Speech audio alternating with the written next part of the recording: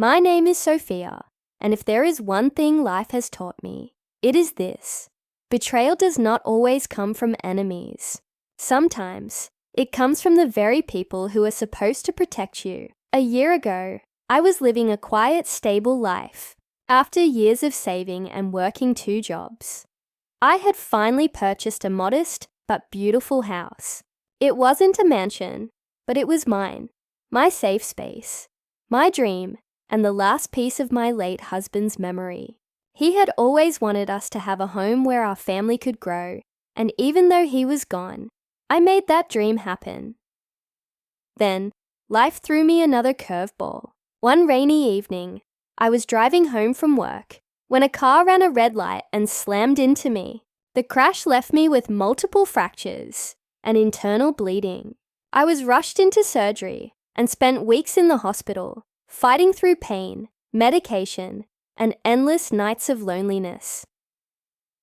During that time, I leaned on my parents, or at least I thought I could. They were the only close family I had left, aside from my younger sister, Claire. I trusted them to check on my house, collect my mail, and make sure everything was safe. My home was my sanctuary, and knowing they were looking after it gave me peace during the hardest fight of my life. What I didn't know then was that while I was lying in that hospital bed, weak, bruised, and vulnerable, the very people I trusted most were plotting against me. At first, nothing seemed strange. My parents visited me at the hospital. Though not as often as I expected, my mother, always impeccably dressed, would sit by my bed for a few minutes, check her phone constantly, and then leave. My father rarely said much at all, just asked how I was doing, and then shifted the conversation toward Claire's upcoming wedding, that wedding. I didn't know it at the time, but it was the center of everything. Claire was engaged to a man named Richard, from a wealthy family. His parents were very status conscious, and Claire became obsessed with the idea of having the perfect wedding. She wanted a grand ballroom, designer gowns, imported flowers, a 5-course dinner, and a live orchestra. My parents, always desperate to keep up appearances, promised her everything, even if they couldn't afford it. I noticed how often they mentioned money during their visits. Weddings are so expensive these days. My mother would sigh. Claire deserves the best. I thought nothing of it. I was too consumed with healing, too tired to question their strange priorities. After all, who worries about weddings when their daughter is in the hospital? But I brushed it off, convincing myself they were just trying to distract me from my pain. One evening, about 6 weeks into my recovery, Claire visited me. She was glowing, giddy, going on and on about her wedding dress fittings and honeymoon plans. I tried to smile, but my body ached, and her endless chatter about luxury made me feel small. At one point, she leaned closer and said, "Sophia, I'm really glad Mom and Dad finally stepped up. They're making sacrifices for me, and it means a lot." Something about the way she said it bothered me. Sacrifices? What do you mean? I asked. She hesitated, then smirked. "Oh, you'll see. Just don't be too shocked when you find out. It's for the greater good." I pressed her for details, but she quickly changed the subject, laughing it off as if she had said nothing. I dismissed it at the time, chalking it up to her usual cryptic drama. But little did I know, that was the first hint of what was coming. The day I was finally discharged from the hospital, I was filled with relief. I couldn't wait to go home, to collapse on my own bed, to smell the faint lavender scent of my living room, and to just be home. My house was more than bricks and mortar. It was a reminder that I had built something strong after years of struggle. But when the taxi pulled up to my street, something felt wrong. My house looked different. The curtains weren't mine. The garden I had carefully tended was rearranged, and parked in the driveway was a car I didn't recognize. Confused, I dragged my small suitcase up the walkway. A man opened the door before I could even insert my key. He looked at me with irritation. "Can I help you?" "This is my house," I stammered. "What are you doing here?" He frowned. "This isn't your house. We bought this place last month." From an older couple, said it was their daughter's, but she wanted to sell quickly. The words hit me like another car crash. I shook my head violently. No, that's impossible. This is my house. I didn't sell anything. But the man showed me paperwork. Official documents. My parents' signatures. My name forged. My house. Gone. I stumbled back, my legs shaking. The world spun around me. I wanted to scream, but no sound came out. The betrayal sank in like poison. While I lay in the hospital, trusting them, my parents had sold my home right out from under me. I sat on the curb in disbelief. Neighbors who had seen me move in came over, their eyes full of pity. One of them whispered, "Sophia." I tried to stop them. I asked if you knew, but they told me you agreed. They said you needed the money for medical bills and for your sister's wedding. That was the moment my grief turned into rage. It wasn't just betrayal. It was a theft of everything I had worked for, everything I had left of my old life. And it was all for Claire's fairy tale wedding. Tears blurred my vision as I called my parents. My mother picked up. "How could you?" I cried. "How could you sell my house without telling me? That was mine. You forged my name." Her voice was calm, almost annoyed. "Sophia, calm down. It was for Claire. You're single. You don't need such a big house. Claire's wedding is important. Don't be selfish. Selfish." That word burned into my soul. I had sacrificed everything to build that home, and now they were calling me selfish for not giving it away. I hung up on her, shaking with fury. In that moment, I made myself a silent vow. They would regret this.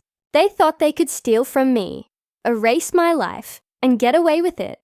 But they had no idea what I was capable of. That was the day I began planning my revenge. I didn't sleep that night. I stayed at a cheap motel, staring at the ceiling, clutching the last bag of belongings I had from the hospital. My home, my sanctuary was gone. The betrayal sank deeper with every hour. By morning, I had resolved to confront my parents face to face. I drove to their house, my chest tight with anger and grief.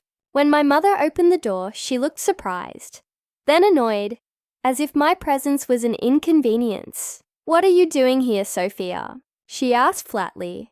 I pushed past her into the living room. "You know why I'm here. You sold my house. Without my permission. Without even telling me. How could you do that to me?" My father sat in his recliner, arms crossed, his expression unreadable. Claire was there too, sipping coffee, her diamond engagement ring glittering under the light. She smirked when she saw me, like she had been waiting for this moment. My father finally spoke. "You should be grateful. We handled everything for you while you were incapacitated. You couldn't manage a house in your condition. Grateful." I exploded. "You forged my signature. You sold my dream. That house was all I had left of Daniel and me. You stole it." My mother rolled her eyes. "Sophia, stop being dramatic. You're single. You don't have children anymore. You don't need a house that size. Claire's wedding, on the other hand, is a once-in-a-lifetime event. Think of it as a family sacrifice." The word sacrifice made me sick. They weren't sacrificing anything. They had sacrificed me. Claire leaned forward, her voice dripping with venom. "Honestly, Sophia, you should be proud. Your house is making my wedding possible. Everyone will remember it as the event of the year. Isn't that better than letting it rot while you sit alone in it?" Her cruelty stunned me. I looked between the three of them, the people who were supposed to love me unconditionally, and I realized they had no remorse. None at all. "Get out," my mother snapped. "If you're just here to whine, leave. We've got wedding planning to do." I walked out of that house shaking, but in my chest, something stronger than grief had taken root. Rage. I vowed that day I would not let this betrayal go unanswered. For weeks, I played the role of the broken victim. To my parents and Claire, it looked like I had accepted my loss. They assumed I was too weak, too defeated, to fight back. But inside, I was burning with determination. I started by contacting a lawyer. I explained everything: the forged documents, the sale of my house, the betrayal. Unfortunately, proving forgery without solid evidence was tricky. My parents had been careful, and the buyers were innocent, so suing them wasn't an option. That's when I realized the law might not bring me justice, but I could. I hired a private investigator. Within 2 weeks, he handed me a thick file full of information. My parents were drowning in debt. They had mortgaged their own house to pay for Claire's lavish wedding plans. Without the money from my house, they wouldn't have been able to fund the event. Claire's fiancé's family had been promised a grand, glamorous ceremony, and if the illusion cracked, so would the marriage. That was the key. If I exposed the truth at the wedding about how they sold my house behind my back, how they valued greed over family, it would ruin everything. Not just the wedding, but their reputations, their social standing, and their carefully constructed lies. I spent weeks crafting my plan. I would attend the wedding, dressed elegantly, calm and composed. I would wait until the speeches, when the room was filled with laughter and pride. And then I would take the microphone and tell the truth. Every detail. I gathered every piece of evidence: the investigator's report, the forged documents, the financial records. I organized it all into a neat folder, ready to reveal at the perfect moment. They had stolen my house, but I would steal their happiness. The wedding day arrived. The venue was breathtaking. An ornate hall decorated with chandeliers, roses, and golden accents. Guests mingled in designer clothes, sipping champagne, whispering about the extravagant event. I walked in quietly, my head held high. My parents looked surprised to see me, but they didn't object. Maybe they assumed I was finally accepting my role in supporting Claire. Claire, in her gown, looked smug, glowing in her self-importance. My parents beamed with pride as they welcomed guests, basking in the illusion of wealth and success. The ceremony went smoothly, and soon the reception began. The orchestra played, the wine flowed, and everyone toasted to the happy couple. Then came the speeches. My father took the microphone, his voice booming with false pride. "We are so proud of our daughter Claire. This wedding is a symbol of our family's strength, our sacrifices, and our love." The audience clapped. My mother dabbed her eyes dramatically. Claire and her groom kissed, the perfect picture of joy. Then my father turned to me. And of course, we couldn't have done this without Sophia's support. Her generosity made today possible. That was my cue. I rose from my seat, calm but resolute, and walked to the microphone. My hands didn't shake. My voice was steady. "Actually," I began, "there's something you all need to know." The room fell silent. Dozens of eyes turned to me. This wedding wasn't funded by generosity. It was funded by betrayal. While I lay in the hospital, recovering from a car accident, my parents sold my house. Without my permission, without my knowledge, just to pay for this day. Gasps echoed through the hall. Claire's smile froze. My mother's face turned pale. I pulled out the folder of documents and held them up. Here's the proof. Forged signatures. Bank records. They didn't just betray me. They stole everything I worked for. Everything I had left after losing my husband. And they did it for this spectacle. Whispers spread like wildfire. Guests shifted uncomfortably. Claire's new in-laws looked horrified. Her groom's face darkened with anger. Claire screamed, "You're lying! You're ruining everything." I looked straight at her. "No, Claire. You and our parents ruined everything the moment you decided your wedding was more important than my life." I placed the microphone down, turned, and walked out of the hall. Behind me, chaos erupted. Guests confronted my parents. Claire sobbed. The groom's parents demanded answers. The perfect fairy tale had shattered in an instant, and for the first time in months, I felt at peace. The fallout was brutal for them. Within days, the story spread. Family members, neighbors, Even the local community learned the truth. My parents' reputation was destroyed. People they had once bragged to now looked at them with disgust. Claire's marriage barely survived the honeymoon. Her husband's family lost trust in her, and within a year, they divorced. The grand wedding that was supposed to secure her future instead became the story of her downfall. As for my parents, their debts caught up with them. With no assets left and no reputation to protect them, they lived in constant financial struggle.